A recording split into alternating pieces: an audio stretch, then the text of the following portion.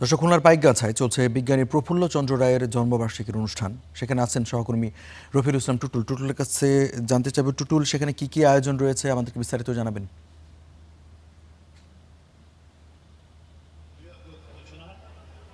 ধন্যবাদ রঞ্জু। আমি এই মুহূর্তে আছি খুলনার পাইকগাছা রাড়ুলি গ্রামে। এখানে বিজ্ঞানী আচার্য প্রফুল্ল রায় অর্থাৎ পিসি রায়, তার এটি জন্মস্থান। তিনি ভারতবর্ষেরই একটি বিজ্ঞানী ছিলেন, রসায়নবিদ ছিলেন। আজ তার 165তম জন্মবার্ষিকী পালিত হচ্ছে। খুলনা জেলা প্রশাসনের উদ্যোগে এটি পালিত হয়ে থাকে।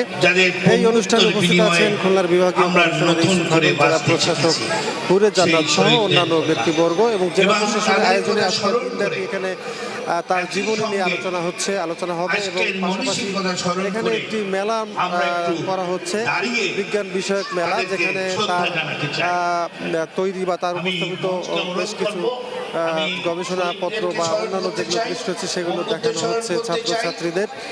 এবং এই এলাকার মানুষ এবং এখানকার যারা ছাত্রছাত্রী আছেন তারা বলছেন, যেহেতু একজন বিশ্ববিখ্যাত বিজ্ঞানী, রসায়নবিদ বিজ্ঞানী পিসি রায় ছিলেন, এটি তার জন্মস্থান।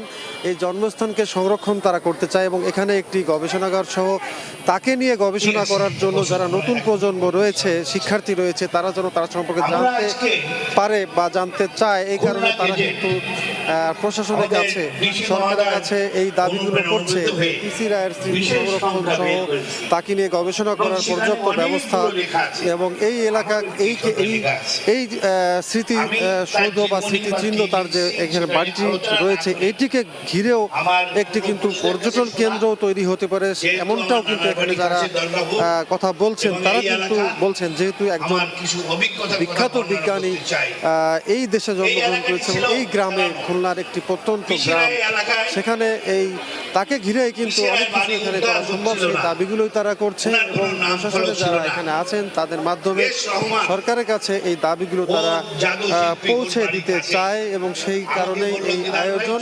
এবং দিনব্যাপী যে আলোচনা সভা চলছে, এই আলোচনা জেলা প্রশাসনের পক্ষ থেকে যে আলোচনা চলছে, এছাড়াও কিন্তু স্থানীয়ভাবে যে আলোচনা সভা সহ বিভিন্ন ধরনের আয়োজন করা হয়েছে পিসি রায় সম্পর্কে জানতে এবং নতুন প্রজন্মকে জানাতে। রঞ্জু, এই ছিল সবশেষ খবর খুলনার পাইকগাছা থেকে। টুটুল, আপনাকে ধন্যবাদ।